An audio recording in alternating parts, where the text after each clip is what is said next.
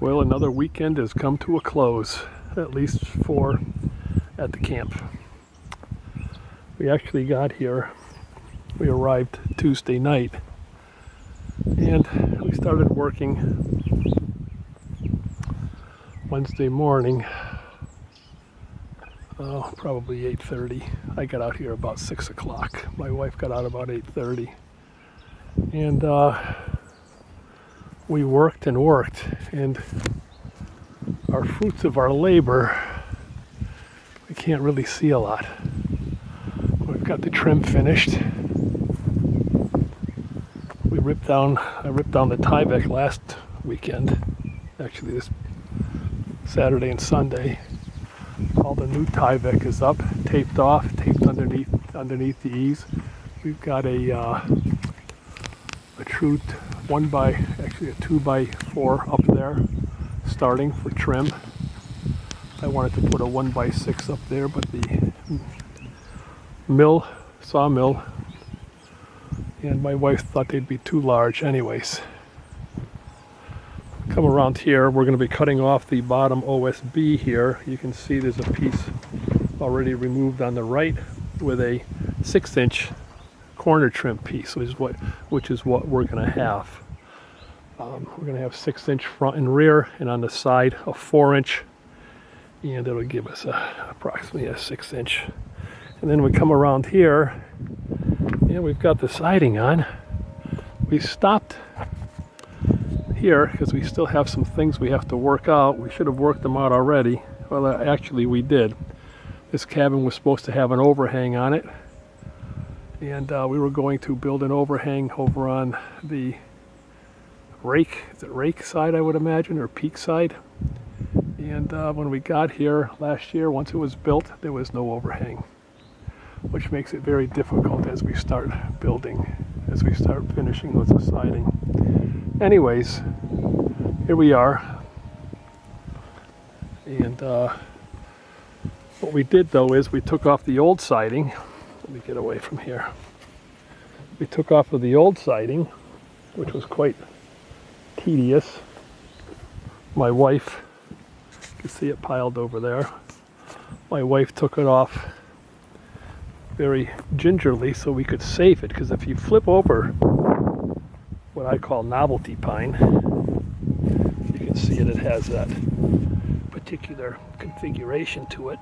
But if you flip it over, it's actually a form of a tongue and groove. And here's a piece right here, which has a tongue here and a groove here. So we were thinking of using it inside for the old cabin peak and finishing it off that way, but we're not sure. Anyways, excuse me, we're going to have plenty of it. So we had to take that off. Then we had to re-side it with OSB underneath to bring it up flush with this portion here, flush with the new building, and it worked out well. Then Tyvek it, and my goodness, it just the time went. I mean, don't get me wrong, we put up pieces, we took them down, this was a learning curve. We've never put up siding like this before.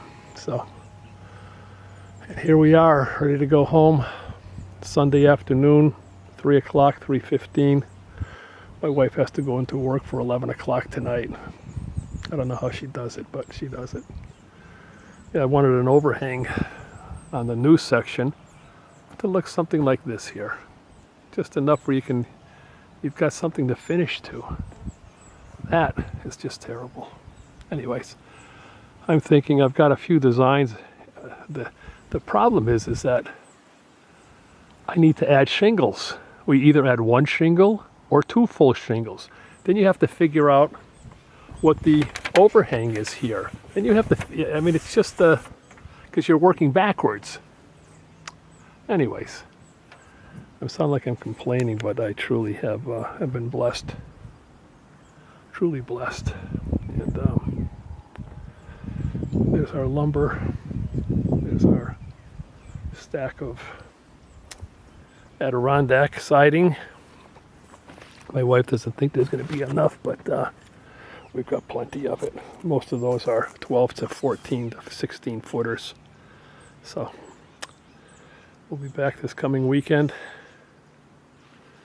and do it again. We're going to start in the front this time. We're going to leave the side just the way it is for now until we figure out if we're going to hire somebody to put an overhang in on here. And then we're going to start in the front.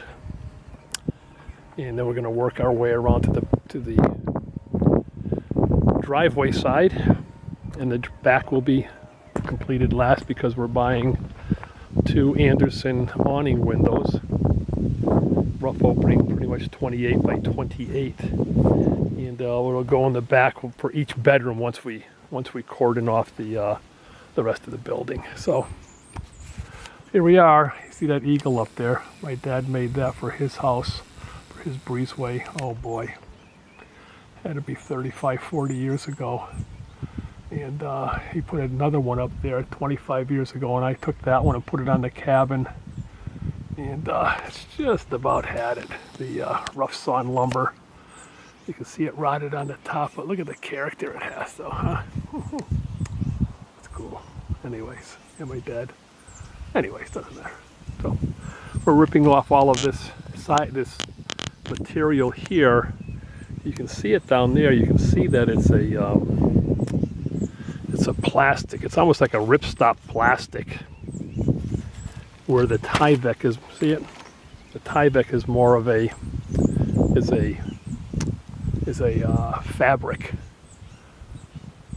So taking that off because this permeates water very easily through it. Water goes right through it. And I'd rather have a sealed system. And who knows? Pros and cons out there. People, no Tyvek, don't put that on. It's not very good. Other people swear by it. I do have a builder friend of mine who says now that after 20, 30 years of seeing it on there on a regular basis, they find rot behind it. But hopefully we've done it well to seal out any water infiltration as we sealed everything up. Granted, the nail holes are going to create water pockets, but we should be okay. Let's hope anyways. You know what? By the time it rots, I'll be dead. I'm almost 64.